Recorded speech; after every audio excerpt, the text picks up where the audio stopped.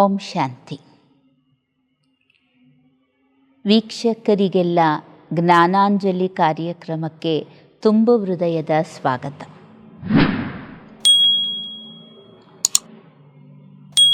ಇವತ್ತು ಜೀವನದಲ್ಲಿ ಪ್ರತಿಯೊಬ್ಬರೂ ಸಹ ವಿಜಯಿಗಳಾಗಬೇಕು, ತೇಲ್ಗಡೆಯನ್ನು ಹೊಂದಬೇಕು ಅನ್ನುವಂತಹ ಮಹದಾಕಾಂಕ್ಷೆಯನ್ನು ಇಟ್ಕೊಂಡಿರ್ತಾರೆ.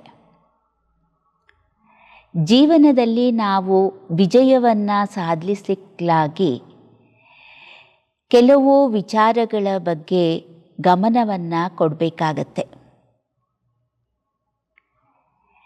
ತಿಳಿದಂತಹ ಹಿರಿಯರು ಹೇಳ್ತಾರೆ, ನಿಶ್ಚಯ ಬುದ್ಧಿ ವಿಜಯಂತಿ. ಎಲ್ಲಿ ನಿಶ್ಚಯ ಇರುತ್ತೋ ಅಲ್ಲಿ ವಿಜಯ ಖಂಡಿತ ಅಂತ ಹೇಳ್ತಾರೆ. ನಾವು ನಿಶ್ಚಯವನ್ನು ಹೊಂದಬೇಕಾದ್ರೆ ಆತ್ಮದ ಶಕ್ತಿಯನ್ನು ಕ್ರೋಢೀಕರಿಸಿಕೊಂಡಿರಬೇಕಾಗತ್ತೆ. ಆತ್ಮದ ಶಕ್ತಿಯಲ್ಲಿ ವಿಶೇಷವಾಗಿರುವಂತಹ ಕಾರ್ಯ ಮಾಡುವಂತಹ ಶಕ್ತಿ ಅಂದರೆ ಅದು ಬುದ್ಧಿಶಕ್ತಿ. ಇವತ್ತು ಬುದ್ಧಿ ಅನೇಕ ಕಡೆ ಅಲ್ದಾಡೋ ಕಾರಣ ಇವತ್ತು ಮನುಷ್ಯನಿಗೆ ಸರಿಯಾಗಿರುವಂತಹ ನಿರ್ಣಯವನ್ನು ತಗೊಳ್ಳೋದಕ್ಕೆ ಕಷ್ಟ ಆಗ್ತಾ ಇದೆ. ಅಂದಮೇಲೆ ಈ ಬುದ್ಧಿಯನ್ನು ತೀಕ್ಷ್ಣ ಮಾಡಿಕೊಳ್ಳೋದಾದರೂ ಹೇಗೆ?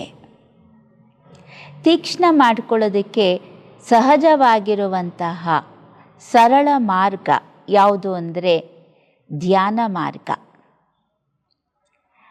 ಧ್ಯಾನ ಅಂತ ಹೇಳಿದಾಗ ಅಲ್ಲಿ ಮೊದಲನೇದಾಗಿ ನಾವು ಜ್ಞಾನವನ್ನು ಕೇಳಬೇಕಾಗತ್ತೆ.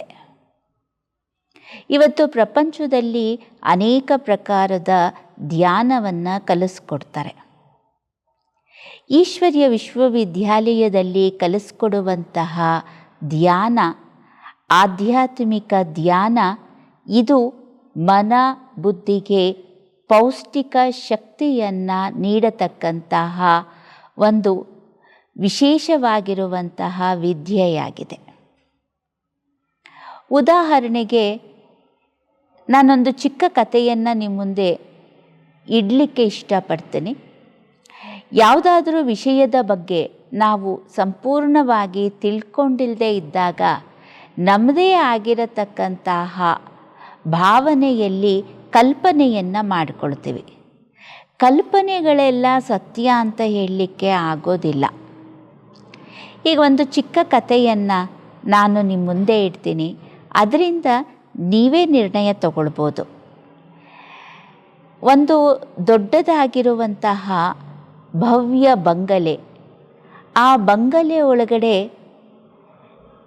ವಿಶ್ವನಾಥ ಅನ್ನುವಂತಹ ವ್ಯಕ್ತಿ ಮಲಗಿದ್ದಾನೆ. ಮಧ್ಯರಾತ್ರಿಯಲ್ಲಿ ಒಬ್ಬ ವ್ಯಕ್ತಿ ಕಿಟಕಿಯಿಂದ ಒಳಗಡೆ ಬಂದು ಆ ಮನೆಯಲ್ಲಿದ್ದಂತಹ ಅಮೂಲ್ಯ ವಸ್ತುಗಳನ್ನೆಲ್ಲ ಎತ್ಕೊಂಡು ಹೋಗ್ತಾನೆ. ಅಂದರೆ ಅರ್ಥ ಅವನು ಕಳ್ಳ. ಕಳ್ಳ ಎಲ್ಲವನ್ನ ಎತ್ಕೊಂಡು ಹೋದ್ರೂ ವಿಶ್ವನಾಥ ಮಾತ್ರ ಏನೂ ಪ್ರತಿಕ್ರಿಯಿಸೋದಿಲ್ಲ. ಬೆಳಕರದ ಮೇಲೆ ಪೊಲೀಸ್ ಸ್ಟೇಷನ್ಗೆ ಹೋಗಿ ಕಂಪ್ಲೇಂಟು ಕೊಡೋದಿಲ್ಲ. ಇದಕ್ಕೆ ಕಾರಣ ಏನು ಅಂತ ನಾವು ಸ್ವಲ್ಪ ಚಿಂತನೆ ಮಾಡೋಣ. ಆಗ ಕೆಲವರು ಹೇಳಿದ್ರು ಅವನು ಮೂಗ ಇರ್ಬೋದು, ಕೆಲವರು ಹೇಳಿದ್ರು ಅವನು ಕುರುಡ ಇರ್ಬೋದು. ಇಲ್ಲ, ಅವನು ಮೂಗನೂ ಅಲ್ಲ, ಕುರುಡನೂ ಅಲ್ಲ. ಮತ್ತು ಏನಕ್ಕೆ ಅವನು ಪ್ರತಿಕ್ರಿಯಿಸಲಿಲ್ಲ ಅಂತ ಹೇಳಿದ್ರೆ ಅದಕ್ಕೆ ಸರಿಯಾಗಿದ್ದಂತಹ ಉತ್ತರ ಅದು ಒಂದು ಮಗು ಆಗಿತ್ತು. ಆದರೆ ನಾವು ವಿಶ್ವನಾಥ ಅನ್ನುವಂತಹ ಹೆಸರನ್ನು ಕೇಳ್ತಿದ್ದ ಹಾಗೆ ನಮ್ಮ ಮನಸ್ಸಿಗೆ ಬಂದಿದ್ದೇನು ಅಂದರೆ ಅವನು ಯುವಕ ಇರ್ಬೋದು, ಅವನು 40 ವರ್ಷನೋ 50 ವರ್ಷದ ಮನುಷ್ಯ ಇರ್ಬೋದು ಅನ್ನುವಂತಹ ಕಲ್ಪನೆ. ಹೇಗೆ ಇದು ಕಲ್ಪನೆ ಇದು ಸುಳ್ಳಾಯಿತೋ ಅದೇ ರೀತಿ ಜೀವನದಲ್ಲೂ ಅಷ್ಟೇ ನಾವು ಅನೇಕ ಕಲ್ಪನೆಗಳನ್ನು ಮಾಡಿಕೊಳ್ತೀವಿ. ಹಾಗೆ ಯಥಾರ್ಥವಾಗಿ ಧ್ಯಾನ ಯಾವುದಕ್ಕೆ ನಾವು ಸತ್ಯವಾಗಿರುವಂತಹ ಮೆಡಿಟೇಷನ್, ಧ್ಯಾನ ಅಂತ ಹೇಳ್ತೀವಿ, ಅದನ್ನು ಈಶ್ವರೀಯ ವಿಶ್ವವಿದ್ಯಾಲಯದಲ್ಲಿ ಸ್ವಯಂ ಪರಮಾತ್ಮನೇ ಕಲಿಸ್ಕೊಡ್ತಾ ಇದ್ದಾರೆ.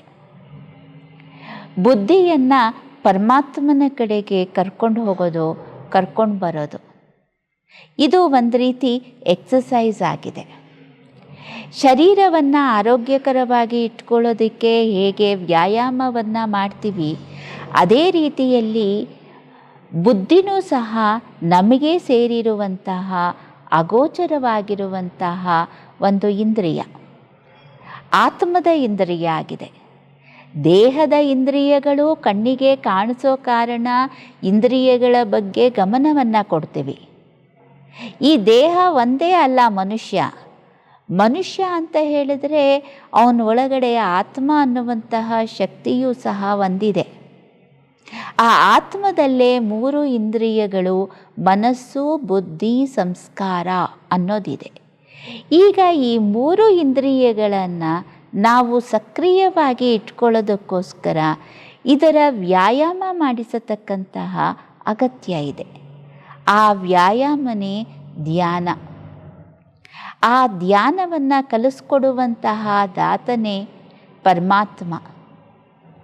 ಯಾರಿಗೆ ನಾವು ಈ ಸೃಷ್ಟಿಯ ಒಡೆಯ, ಸೃಷ್ಟಿಕರ್ತ ಅಂತ ಹೇಳಿ ಕರಿತೀವಿ, ಪರಮಾತ್ಮ ಅಂತ ಹೇಳಿ ಕರಿತೀವಿ, ಭಗವಂತ ಅಂತ ಹೇಳಿ ಕರಿತೀವಿ, ಅದೇ ಭಗವಂತ ಈ ಜಗತ್ತಿಗೆ ಬಂದು ಈ ಜಗತ್ತಿನ ಸಂಪೂರ್ಣ ಜ್ಞಾನವನ್ನು ನಮಗೆ ನೀಡ್ತಾ ಇದ್ದಾರೆ. ಜೊತೆಗೆ ಆತ್ಮ ಶಕ್ತಿಯನ್ನು ತುಂಬಲಿಕ್ಕಾಗಿ ಈ ಶಾಂತಿಯ ಅಭ್ಯಾಸ ಆಗಿರ್ಬೋದು, ಸಕಾರಾತ್ಮಕ ಚಿಂತನೆಯ ಅಭ್ಯಾಸ ಆಗಿರ್ಬೋದು, ನಮ್ಮ ನಿಜ ಸ್ವರೂಪವನ್ನು ನೋಡುವಂತಹ, ಅರ್ಥ ಮಾಡಿಕೊಳ್ಳುವಂತಹ ವಿಚಾರ ಆಗಿರ್ಬೋದು, ಅದಕ್ಕೆ ಧ್ಯಾನ ಅಂತ ಹೇಳಿ ಈಶ್ವರೀಯ ವಿಶ್ವವಿದ್ಯಾಲಯದಲ್ಲಿ ಕಲಿಸ್ಕೊಡ್ಲಾಗತ್ತೆ. ಈ ಧ್ಯಾನವನ್ನು ಮಾಡೋದ್ರಿಂದ ಮನಸ್ಸು, ಬುದ್ಧಿ ಎರಡೂ ಸಹ ಆರೋಗ್ಯಕರವಾಗಿರುತ್ತೆ. ಈ ಧ್ಯಾನದಿಂದ ಜೀವನದಲ್ಲಿ ಎಂತಹ ಪರಿಸ್ಥಿತಿಗಳೇ ಬಂದ್ರೂ ಆ ಪರಿಸ್ಥಿತಿಗಳನ್ನು ನಾವು ಧೈರ್ಯವಾಗಿ ಎದುರಿಸತಕ್ಕಂತಹ ಶಕ್ತಿಯನ್ನು ನಾವು ಪಡ್ಕೊಳ್ತೀವಿ. ಇವತ್ತು ಜೀವನ ಸಫಲತಾಪೂರ್ವಕವಾಗಿ ಸಂಪನ್ನವಾಗಬೇಕು ಅಂತ ಹೇಳಿದರೆ ಜೀವನದಲ್ಲಿ ಈ 8 ಶಕ್ತಿಗಳ ಅಗತ್ಯ ಇರುತ್ತೆ. ಈ 8 ಶಕ್ತಿಗಳು ನಮ್ಮ ಜೀವನವನ್ನು ಸುಗಮವಾಗಿ, ಶ್ರೇಷ್ಠವನ್ನಾಗಿ ಮಾಡಲಿಕ್ಕೆ ಸಹಾಯ ಮಾಡುತ್ತೆ. ಈ 8 ಶಕ್ತಿಗಳು ಯಾವ್ಯಾವುದು ಅಂತ ಹೇಳಿದರೆ, ಮೊದಲನೇದಾಗಿ ಸಹನಾ ಶಕ್ತಿ, ಎರಡನೇದಾಗಿ ಅಳವಡಿಸ್ಕೊಳ್ಳುವಂತಹ ಶಕ್ತಿ, ಮೂರನೇದಾಗಿ ಪರೀಕ್ಷಿಸುವಂತಹ ಶಕ್ತಿ, ನಾಲ್ಕನೇದಾಗಿ ನಿರ್ಣಯ ತಗೊಳ್ಳುವಂತಹ ಶಕ್ತಿ, ಐದನೇದಾಗಿ ಎದುರಿಸುವಂತಹ ಶಕ್ತಿ, ಆರನೇದಾಗಿ ಸಹಯೋಗ ಕೊಡುವಂತಹ ಶಕ್ತಿ, ಏಳನೇದಾಗಿ ಸಂಕ್ಷಿಪ್ತ ಮಾಡಿಕೊಳ್ಳುವಂತಹ ಶಕ್ತಿ, ಎಂಟನೇದಾಗಿ ಸಮೇಟಿಸಿಕೊಳ್ಳುವಂತಹ ಶಕ್ತಿ. ಈ 8 ಶಕ್ತಿಗಳು ಪ್ರತಿಯೊಬ್ಬ ಮನುಷ್ಯನಿಗೂ ಅತಿ ಅಗತ್ಯವಾಗಿ ಬೇಕು. ಈ ಶಕ್ತಿಗಳನ್ನು ನಾವು ಎಲ್ಲಿ ಬಳಸಬೇಕು, ಸಮಯಕ್ಕೆ ತಕ್ಕ ಹಾಗೆ, ವ್ಯಕ್ತಿಗೆ ತಕ್ಕ ಹಾಗೆ ಬಳಸಿದಾಗ ನಮ್ಮ ಜೀವನದಲ್ಲಿ ಸಂಪೂರ್ಣವಾದಂತಹ ಸಫಲತೆ ಅಥವಾ ವಿಜಯವನ್ನು ಪಡ್ಕೊಳ್ತೀವಿ. ಆದರೆ ಇವತ್ತಿನ ಪರಿಸ್ಥಿತಿಯಲ್ಲಿ ಮನಸ್ಸು, ಬುದ್ಧಿ ಗೊಂದಲಕ್ಕೆ ಸಿಕ್ಕಾಹಾಕ್ಕೊಂಡಿರೋ ಕಾರಣ ಸರಿಯಾಗಿರುವಂತಹ ನಿರ್ಣಯವನ್ನು ತಗೊಳ್ಳೋದಕ್ಕೆ ಆಗದೇನೆ ಯಥಾರ್ಥ ನಿರ್ಣಯದ ಬದಲಾಗಿ ವ್ಯತಿರಿಕ್ತವಾಗಿರುವಂತಹ ನಿರ್ಣಯವನ್ನು ತಗೊಳ್ತಾರೆ. ಕಾರಣ ಇಷ್ಟೇ, ಮನಸ್ಸು ದುರ್ಬಲವಾಗಿದೆ, ಬುದ್ಧಿ ಶಕ್ತಿಹೀನವಾಗಿದೆ. ಯಾಕೆ ಅಂದರೆ ಸಮಯ ಪ್ರತಿ ಸಮಯ ಅದಕ್ಕೆ ನಾವು ಒದಗಿಸಬೇಕಾಗಿರುವಂತಹ ಶಕ್ತಿಗಳನ್ನು ಒದಗಿಸ್ತಾ ಇಲ್ಲ. ಮನಸ್ಸನ್ನು ಶಾಂತವಾಗಿಟ್ಕೊಳ್ಬೇಕು. ಆದರೆ ಮನುಷ್ಯನಿಗೆ ಊಟ ಮಾಡಲಿಕ್ಕೆ ಪುರ್ಸೊತ್ತಿಲ್ಲ ಅಂತ ಇರಬೇಕಾದ್ರೆ ಇನ್ನು ಮನಸ್ಸನ್ನು ಹೇಗೆ ತಾನೇ ಶಾಂತವಾಗಿಟ್ಕೊಳ್ತಾನೆ? ಮನಸ್ಸನ್ನು ಶಾಂತವಾಗಿಟ್ಕೊಳ್ಬೇಕು, ಧ್ಯಾನವನ್ನು ಮಾಡಬೇಕು ಅಂತ ಹೇಳಿದ್ರೆ ನಮಗೆ ಒಬ್ಬ ಶಿಕ್ಷಕನ ಅವಶ್ಯಕತೆ ಇದೆ. ಆ ಶಿಕ್ಷಕನೇ ಪರಮ ಶಿಕ್ಷಕ. ನಾವು ಪೂಜೆ ಮಾಡಬೇಕಾದ್ರೆಲ್ಲ ಪರಮಾತ್ಮನ ಮುಂದೆ ಕೈ ಮುಗಿದು ಈ ಮಂತ್ರವನ್ನು ಪಠಿಸ್ತಾ ಇದ್ವಿ. ತಂದೆಯೋ ನೀನೇ, ತಾಯಿಯೋ ನೀನೇ, ಸಕಲವೂ ನೀನೇ ದೇವ, ಭವರೋಗ ವೈದ್ಯ ನೀನೇ, ನೀನೇ ಶಿಕ್ಷಕ, ನೀನೇ ರಕ್ಷಕ ಅಂತ ಏನೋ ಪರಮಾತ್ಮನಿಗೆ ಹೇಳ್ತಿದ್ವಿ. ಅದೇ ಪರಮಾತ್ಮ ಈಗ ಭೂಮಿಗೆ ಬಂದು ನಮಗೆ ಈ ಆಧ್ಯಾತ್ಮಿಕ ಜ್ಞಾನವನ್ನು ನೀಡ್ತಿದ್ದಾರೆ. ಗೀತಾ ಜ್ಞಾನ ರಾಜಯೋಗವನ್ನು ಕಲಿಸ್ತಾ ಇದ್ದಾರೆ. ಈ ರಾಜಯೋಗವನ್ನು ನಾವು ಕಲಿಯೋದ್ರಿಂದ ಈ ಕರ್ಮೇಂದ್ರಿಯಗಳಿಗೂ ರಾಜರಾಗ್ತೀವಿ. ಬರತಕ್ಕಂತಹ ಪರಿಸ್ಥಿತಿಗಳಾಗಿರ್ಬೋದು, ವಿಘ್ನಗಳಾಗಿರ್ಬೋದು, ಏನೇ ತಾಪತ್ರಯಗಳಾಗಿರ್ಬೋದು, ಅದನ್ನು ಧೈರ್ಯವಾಗಿ ಎದುರಿಸತಕ್ಕಂತಹ ಶಕ್ತಿ ನಮಗೆ ಪ್ರಾಪ್ತಿಯಾಗತ್ತೆ. ಇದಕ್ಕೆ ನಾವು ಪರಮಾತ್ಮನ ಶಕ್ತಿ ಅಂತ ಹೇಳ್ತೀವಿ.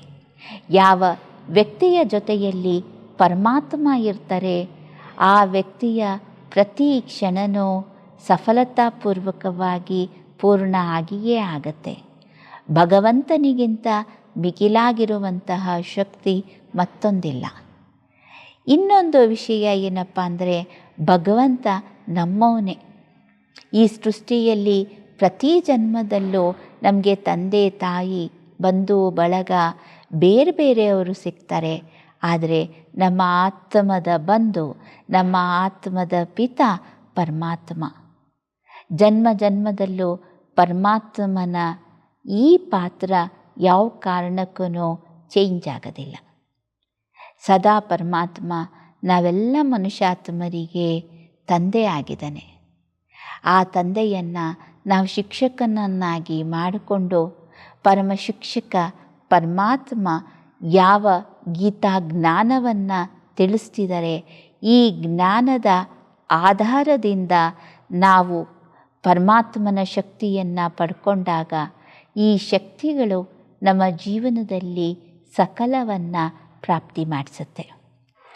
ಈ ಸಂದರ್ಭದಲ್ಲಿ ನಾನೊಂದು ಚಿಕ್ಕ ಕಥೆಯನ್ನು ಹೇಳಿ ಮುಗಿಸ್ಲಿಕ್ಕೆ ಇಷ್ಟಪಡ್ತೀನಿ.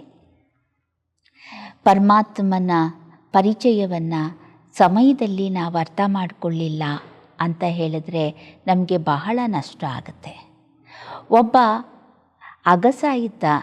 ಆ ಅಗಸ ಪ್ರತಿನಿತ್ಯ ಒಂದು ಕತ್ತೆಯನ್ನು ಸ್ನಾನ ಮಾಡಿಸ್ಲಿಕ್ಕಾಗಿ ನದಿಗೆ ಕರ್ಕೊಂಡೋಗ್ತಾ ಇದ್ದ. ಒಂದಿನ ನದಿಗೆ ಕರ್ಕೊಂಡೋಗ್ಬೇಕಾದ್ರೆ ಮಾರ್ಗ ಮಧ್ಯದಲ್ಲಿ ಅವನಿಗೆ ಒಂದು ವಸ್ತು, ಹೊಳೆಯುವಂತಹ ವಸ್ತು ಕಾಣಿಸ್ತು. ಅದನ್ನು ನೋಡ್ದ, ತುಂಬ ಹೊಳಿತಾ ಇದೆ, ಪಳ ಪಳ ಅಂತ ಇದೆ. ಅವನಿಗೆ ತುಂಬ ಸಂತೋಷ ಆಗೋಯಿತು. ಇದೇನು ಇದೆ, ಇಷ್ಟೊಂದು ಹೊಳಿತಾ ಇದೆ. ಅಲ್ಲೇ ಪಕ್ಕದಲ್ಲಿ ಒಂದು ದಾರ ಸಿಕ್ತು. ಆ ದಾರಕ್ಕೆ ಆ ಮಣಿಯನ್ನು ಪೋಣಿಸಿ, ಆ ಪಳ ಅಂತ ಹೊಳಿತಿದ್ದಂತಹ ಮಣಿಯನ್ನು ಪೋಣಿಸಿ ಕತ್ತಿಗೆ ಕಟ್ಟಿಬಿಡ್ತಾನೆ. ಕತ್ತೆನ ಕರ್ಕೊಂಡು ಮುಂದುವರಿತಾನೆ. ಎದುರುಗಡೆಯಿಂದ ಒಬ್ಬ ವಜ್ರ ವ್ಯಾಪಾರಿ ಬರ್ತಿರ್ತಾನೆ. ಅವನು ಈ ಕತ್ತೆಯನ್ನು ನೋಡ್ತಿದ್ದಂಗೆ ಗುರ್ತಿಸ್ಬಿಟ್ಟ. ಈ ಮೂಢಮತಿಗೆ ಇದು ವಜ್ರ ಅಂತ ಗೊತ್ತಿಲ್ಲ ಅನಿಸುತ್ತೆ, ಕತ್ತಿಗೆ ಕಟ್ಟಿದ್ದಾನೆ ಅಂತ ಹೇಳಿ ಬಂದು ಕೇಳ್ತಾನೆ, ಏನಪ್ಪ ಇದು ಅಂತ. ಏನೋ ಗೊತ್ತಿಲ್ಲ, ಹೊಳಿತಾ ಇತ್ತು, ಕತ್ತೆ ಕಟ್ಟಿದ್ದೀನಿ ಅಂತ ಹೇಳ್ತಾನೆ. ಅದಕ್ಕೆ ಇವನು ಹೇಳ್ತಾನೆ, ನನಗೆ ಕೊಡು, ನಾನು 100 ರೂಪಾಯಿ ಕೊಡ್ತೀನಿ ಅಂತಾನೆ. ಇವನಿಗೆ ಕೊಡೋಕ್ಕೆ ಮನಸ್ಸಿಲ್ಲ. ಆದರೂ ಹೇಳ್ತಾನೆ, ನೀವು 200 ರೂಪಾಯಿ ಕೊಟ್ಟರೆ ನಾನು ಕೊಡ್ತೀನಿ ಅಂತ. ಅವನು ಕೊಡಲ್ಲ ಅಂತ ಹೊರಟೋಗ್ತಾನೆ. ಸ್ವಲ್ಪ ಹೊತ್ತಾದಮೇಲೆ ಇವನು ಕೊಡ್ಬೋದು ಅಂತ ಅವ್ರ ಮನೆ ಹತ್ರ ಹೋಗ್ತಾನೆ. ಆದರೆ ಕತ್ತಲ್ಲಿ ಆ ಮಣಿ ಇರೋದಿಲ್ಲ. ಕೇಳ್ತಾನೆ. ಅದಕ್ಕೆ ಇವನು ಹೇಳ್ತಾನೆ, ಇಲ್ಲ, ಯಾರೋ 500 ರೂಪಾಯಿ ಕೊಟ್ಟರು, ಕೊಟ್ಬಿಟ್ಟೆ ಅಂತ. ಅದಕ್ಕೆ ಅಕ್ಸಂಗೆ ಇವನು ಹೇಳ್ತಾನೆ, ನೀನು ಪೆದ್ದ ಅಪ್ಪ, ಅದು ವಜ್ರ ಲಕ್ಷಾಂತರ ರೂಪಾಯಿ ಬಾಳ್ತಾಯಿತ್ತು, ನೀನು ಬರೀ 500 ರೂಪಾಯಿ ಕೊಟ್ಬಿಟ್ಟಿಯಲ್ಲ ಅಂದಾಗ ಆ ಅಕ್ಸ ಹೇಳಿದಂತಹ ಮಾತು ತುಂಬ ಸೊಗಸಾಗಿದೆ. ಅವನು ಹೇಳ್ತಾನೆ, ನಾನಲ್ಲ ಪೆದ್ದ, ನೀವು ಪೆದ್ದ ಬುದ್ಧಿ. ಯಾಕೆಂದರೆ ನನಗೆ ಗೊತ್ತಿರಲಿಲ್ಲ ಅದು ವಜ್ರ ಅಂತ, ಆದರೆ ನಿಮಗೆ ಗೊತ್ತಿದೆ ವಜ್ರ ಅಂತ. ನೀವು ತಗೋಬೋದಾಗಿತ್ತು, ನೀವು ತಗೊಳ್ಳಿಲ್ಲ, ನೀವು ಪೆದ್ರು ಅಂತ ಹೇಳ್ದ. ಹಾಗೆ ಆಧ್ಯಾತ್ಮಿಕ ಮಾರ್ಗದಲ್ಲಿ ಪರಮಾತ್ಮನ ಜ್ಞಾನ ಅತಿ ಅವಶ್ಯಕ. ಈಗ ನಾವು ತಿಳ್ಕೊಂಡಿದ್ದೀವಿ ಪರಮಾತ್ಮ ಬಂದಿದ್ದಾನೆ ಅಂತ. ಪರಮಾತ್ಮನ ಜ್ಞಾನವನ್ನು ಕೇಳಿ ನಾವೆಲ್ಲರೂ ಸಹ ಬುದ್ಧಿವಂತರಾಗೋಣ. ಓಂ ಶಾಂತಿ.